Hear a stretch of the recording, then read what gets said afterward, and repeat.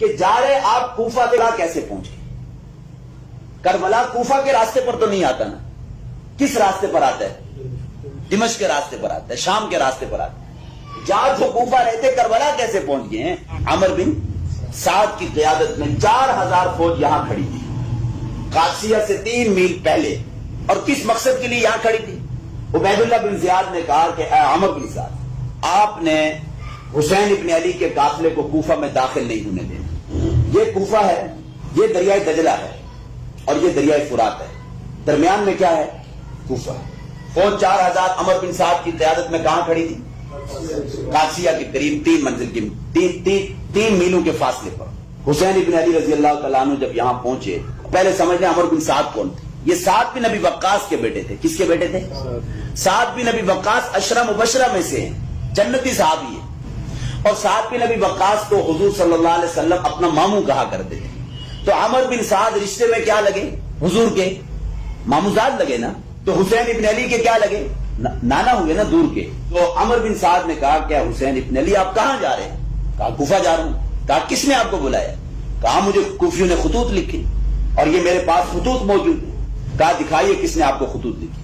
جب انہوں نے خطوط دکھائے کوفہ کے نمایاں لوگوں کے، کہا کہ جنہوں نے آپ کو خطوط لکھے ہیں وہ آج یزید کی فوج میں کھڑے ہیں، مسلم کی بیعت توڑ کر یزید کی بیعت کر چکی ہے۔ کس پر آپ اعتماد کر کے کہاں جا رہے ہیں؟ حقیقت کھل کر بالکل سامنے آ گئی کہ کوفی بہت بڑے غدار، دھوکے باز، غدار نکلے۔ انہوں نے کتنی بڑی ہمارے ساتھ بے وفائی کی۔ حضرت حسین نے اس قادسیہ کے مقام پر 3 شرائط پیش کی اس وقت عمر بن سعد کے سامنے۔ وہ 3 شرائط شیعہ کتابوں میں بھی لکھی ہیں، اہل سنت کی کتابوں میں بھی لکھی۔ 3 شرائط پر کسی کا کوئی اختلاف بھی نہیں ہے۔ 3 شرائط کیا تھی؟ پہلی شرط یہ تھی میں جہاں سے آیا ہوں مجھے واپس جانے دو۔ جب کوفیوں کی غداری نمایاں ہو گئی نا، تو کیا کہا کہ جہاں سے آیا ہوں مجھے وہاں واپس جانے دو۔ اگر یہ بھی نہیں مانتے ہو اسلامی سرحدات میں سے کسی سرحد پر جانے دو کہ میں وہاں جا کر لڑتے لڑتے کافروں کے خلاف کیا ہو جاؤں؟ شہید ہو جاؤں۔ یہ دوسری شرط پیش کی۔ اور حسین ابن علی نے کہا اسلامی سرحدات میں سے اگر یزید کی حکومت کافرہ تھی تو سرحدیں بھی مسلمانوں کی اسلامی ہوں گی یا کافرہ ہوں گی؟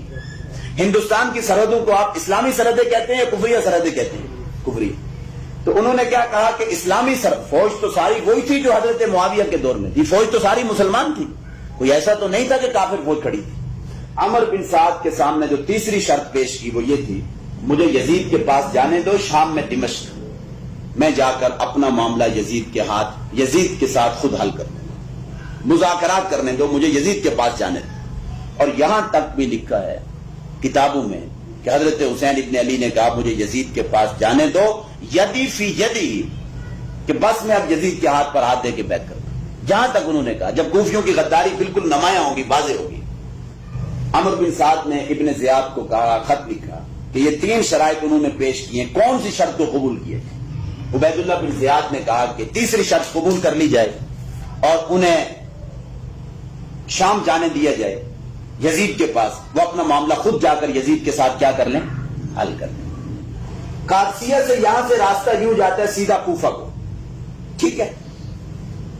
یہ راستہ جاتا ہے یہ سیدھا شام، دمشق، جہاں یزید کی حکومت تھی، جہاں یزید کا دارالحکومت تھا، ٹھیک ہو؟ حسین ابن علی کوفہ جا رہے تھے۔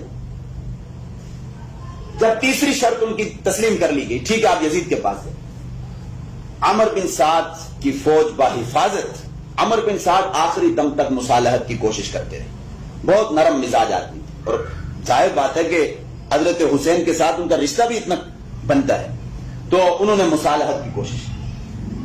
اب قادسیہ سے آگے بڑھے، مغیثیہ کی منزل پر پہنچے، مغیثیہ سے آگے پہنچے العزیب کی منزل پر پہنچے، العزیب سے آگے پہنچے ذو حسن کی منزل پر پہنچے، ذو حسن سے آگے نکلے قصر بنی مقاتل کی منزل پہ پہنچے، قصر بنی مقاتل سے آگے کون سی منزل آتی ہے؟ کربلا۔ یہ 88 میل کا فاصلہ بنتا ہے، قادسیہ سے لے کر کربلا تک کتنے میل کا فاصلہ بنتا ہے؟ 88 میل کا۔ یہ اتنا بڑا سوال ہے، نہ کوئی مولوی اس سوال کا جواب دیتا ہے، نہ کوئی شیعہ ذاکر اس سوال کا جواب دیتا ہے۔ یہ اتنا بڑا سوال ہے کہ جا رہے آپ کوفہ سے کربلا کیسے پہنچے؟ کربلا کوفہ کے راستے پر تو نہیں آتا نا. کس راستے پر آتا ہے؟ دمشق کے راستے پر آتا ہے, شام کے راستے پر آتا ہے. جہاں جو کوفہ رہتے کربلا کیسے پہنچ گئے ہیں؟ اور پھر قادسیہ سے آگے 88 میل دور کیوں نکل گئے؟ عمر بن سعد کی فوج نے مارنا ہوتا تو یہاں پر ہی مار سکتے تھے.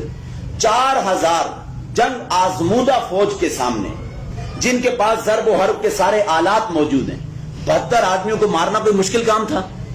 کوئی مشکل کام نہیں. اگر انہوں نے ان کو شہید کرنا ہوتا تو یہاں کرتے نا.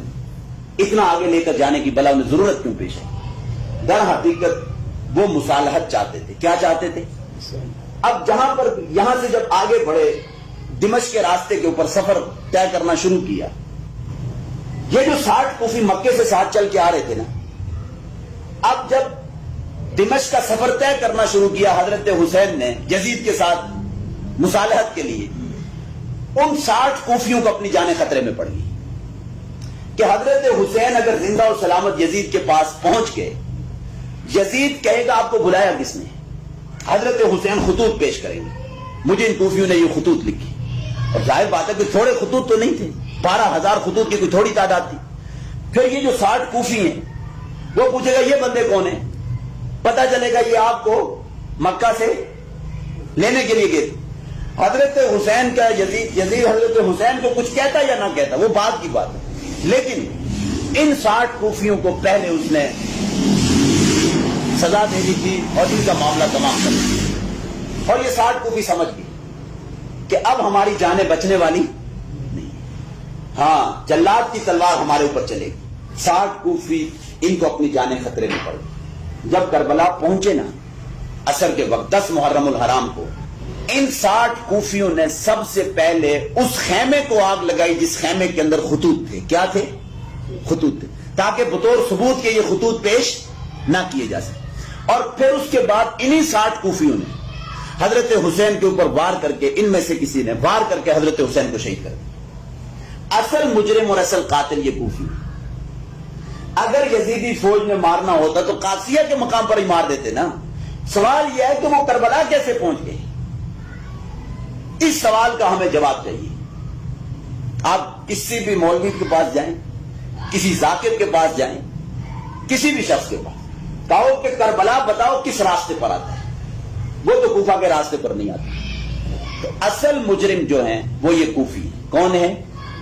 انہوں نے سب سے بڑی جسارت کی, انہیں بلایا, خطوط لکھے, پھر مسلم بن عقیل کو شہید کروایا, اور اس کے بعد پھر یہ کہ وہی 60 کوفی جو مکے سے آ رہے تھے انہوں نے اپنی جانیں بچانے کی خاطر کیا کیا؟